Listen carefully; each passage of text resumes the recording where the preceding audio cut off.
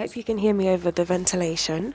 But this week I'm working on the birth center and it's a bit different because you can see a pool here. So yeah, I read up on the guidelines a little bit and like how to facilitate a woman in normal labor and all of that stuff because it's very much intermittent auscultation here, no CTGs, and yeah, you just have to. It's more hands off. You have to just keep your eye on the woman as well. Do 4 hourly obs, depending on the situation. So my lady today, we've been doing an hourly temperature and an hourly pulse. As she's prom, so that means pre-rupture of membrane. So her waters were broken for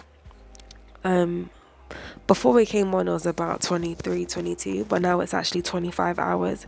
So we're doing her temperature just to monitor, and like if her temperature was high it could indicate infection, sepsis. So yeah, that's why we're doing hourly temperature. She was in the pool when we met her. It seemed to be really helping with pain relief because she was coping really well with the contractions. Her contractions are like 1 to 2 in 10 minutes. So it's not a lot, but she progressed so much because her contractions got her from 5 centimeters to 8 centimeters within a few hours. So she's doing really well. So yeah, what I've been doing is taking notes, speaking to her and her family, and auscultating the fetal heart rate every 15 minutes with the sonic aid, conducting her observations, monitoring her contractions, and all of those sorts of things. It's less, I feel like I'm doing less than I would be doing on labour ward. I kind of want to ask my friends, how do you keep yourself busy on the birth centre? But it's good and it's normal births, isn't it? But because she's prom, we actually do need to go back to labour ward now for continuous monitoring. So she's going to be on the C.G. There were lots of questions about whether we'll give her the hormone drip Synto as her contractions have died down, but her contractions have got her to 8 centimeters, so we don't need that intervention. And I like that the midwife said that and the doctor said that. So yeah, I'll keep you guys posted on how it goes. Hopefully soon we're gonna have a baby. Yeah, I've also already given myself a to-do list for after this shift. So I want to go back over the guidelines and make some notes. Even though I just read them this morning and I feel like I need to make notes on them and make sure I actually remember them. I need to look at the C.G. guidelines again and intermittent auscultation guidelines because it's different at this trust. Because there are NICE guidelines, there are FIGO guidelines, and I'm familiar with NICE guidelines, so I have to look into FIGO guidelines. And she actually didn't want me to conduct her examination, which is fine. She didn't have the epidural, and the midwife would have done it afterwards, so that would have been a lot. But I want to look into what you're actually looking for when you're conducting an examination, because there's just so much, and I really need to go over it and memorize it. I've written it down. So first, what's the indication for the examination? Is it to assess progress? Is it because she's saying she feels pressure? What is it? So yeah, palpate first, abdominal palpation for the presentation. When we met her, she was actually in the pool. So before I listened to baby, I was like, oh, but am I meant to do palpation? But she was like, it's more difficult in the pool. So we'll kind of do it and see if we find it. But I found it without the palpation. But I don't know if that's correct, so I need to look into that.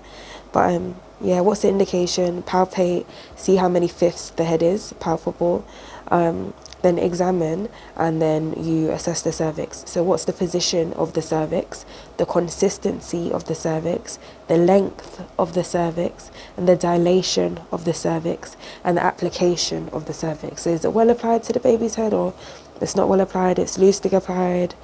Yeah, so that information, I need to memorize it. I don't know if you can tell, but I am a bit under the weather, a bit of a sniffly nose and all of that. So yeah, hopefully I feel better soon. But yeah, it's going well so far. Oh yo, my people, update for you all. What's that on my eyebrow? Update for you all. So basically, you know how I was saying that, oh yeah, the contractions are nothing to worry about.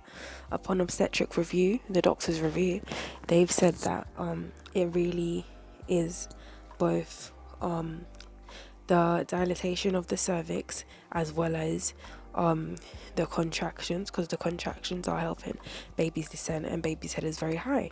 So baby's head is -1. I didn't know that.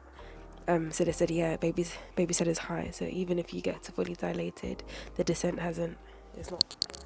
So let me show you what we were kind of discussing. One sec. So this is the cervix, and this is baby's head. So baby's head is at +1, which is here. Spines is here.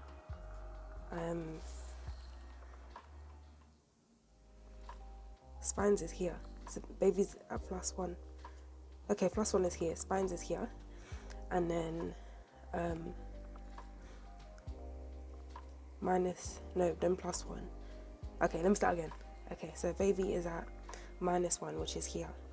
So baby needs to get to spines, and then baby needs to get to +1, +2, +3. And I don't know how much more it goes. But as you can see, I need to revise this. But I hope that was a little bit helpful in understanding the position. But yeah, baby's currently here, not even at spines.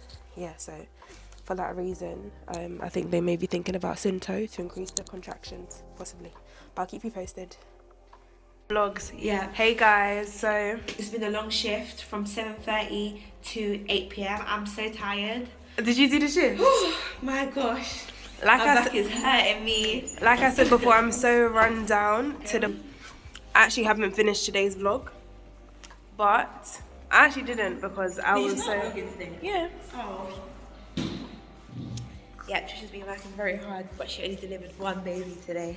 I was kind of disappointed. But how many babies are you expecting to deliver in one day? I thought it was 1 point every minute. That's not real. It's not real. But yeah, so I'm probably gonna record a vlog, or not a vlog, I'll record an update maybe tomorrow, definitely not today, or at some point, and let you guys know what happened, because it was very interesting, but I got no break. I didn't have a break the whole shift. Oh, by the way, Danielle, we need to go back up to the hospital, sorry. Oh, why? I left my water. Your camera makes me look very fair today. Because you are fair. No, it makes me look extra fair. Oh, hold on. Push it. I didn't even want to have to use this dog. She don't even come here, but she knows it more than me. Oh, I need a mask. I didn't have a mask. Oh, we can grab one from the reception. No, we have to go to the hospital. It's that way. No, but we can grab one from the reception right there. And then come back here? Yeah. Then I'm tired, you know. Just like, take the reception is right there. Guys, she just wants me to... Do you know how much steps I've done today? Only 7,000. Shut up, man. I'm going to tell them more. Are you going to get me a mask? Yeah. Thank you. But yeah, guys, I'll update you in due time. Morning, guys. So future Trisha is coming back to give you an update on how the rest of the shift went. I actually recorded this video already, but I just feel like I didn't give as much detail just because I was so tired. Like that shift, I didn't get a break. That means I didn't eat the whole shift. Unhealthy, I know, but even went to the library afterwards, saw my friend afterwards, got home at like 10. And it was my nephew's birthday the next day, so I went to bed at like 1, like trying to like help prepare things for him and stuff. But yeah, let me give you the lowdown. So yeah, she had an examination by the doctor, and she was actually 9 centimeters. Yes, which was amazing. Yeah, 9 centimeters. So we had wanted the baby to descend. For descent to occur a bit more, descent happens with contraction. So we started her off on C.O.G, which is a hormone drip, and yeah, cannula was put into her hand, and basically this was to increase her contractions, and it increased her contractions because initially she was contracting 1 to 2 in 10, so this made it go up to about 4 in 10. And yeah, she kept speaking about pressure. You know, this lady used no pain relief. She didn't use gas and air. She didn't use anything. She actually did so well. She did amazing. But yeah, she was speaking about feeling pressure and all of that. So we eventually could see the head at some point, and her vulva opening. So yeah, long story short, she was able to push this baby out. She did really well. At a certain point in time when she was crowning, I began to use warm compress to support her perineum. I had to press kind of hard on the perineum as well, just given that pressure there. And she actually didn't tear. She had a second degree tear, but it was internal, not external, not her skin. To me, that means my perineal protection was quite good, but I don't know. But yeah, she ended up having a postpartum hemorrhage, so that means she was bleeding, and every single medication was administered to her. So I gave her syntocinon initially, the placenta, and then she had a second syntocinon. Then she had 40 units, and then she had tranexamic acid. Then she had misoprostol, and even when before the placenta came, I did. Basically, I palpated the uterus to see how contracted it was. I had never felt the uterus like that before, ever. So what I felt was, it felt like a golf ball, and like it was hard, but it was, I think what happened was it was getting softer, so it wasn't contracted properly, which is why she was bleeding. And I was palpating it very softly, and the midwife came hard, like proper pressing on the fundus and stuff. So I copied what she did, and then lots of blood was coming out and clots was coming out. So yeah, but now I know for next time to proper make sure I go in on those palpations. But yeah, after all that medication, the bleeding stopped and everything was well with her. And we done her postnatal check and baby's postnatal check. So it was really good. Yeah, it was a long day. No break, no food, no nothing. But her and her partner were really grateful. She was good. She was actually sent to the high dependency department later on as well, because of the blood loss. She lost 1.25 liters. And in that moment, I would have loved to be more hands-on in helping out, but I ended up scribing, which I don't think. I know it's an important part of care for postpartum hemorrhage, but I think it's better if, as a student, you're able to be involved and not just scribing, if that makes sense. But it did help me to learn and see what all the medications used were and all of that sort of thing. But next time I hope to have a more active role in dealing with the postpartum hemorrhage. I need to get that signed off my pad. So many things to sign off.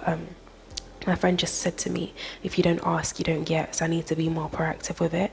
And I haven't been getting things signed off because I don't feel completely confident.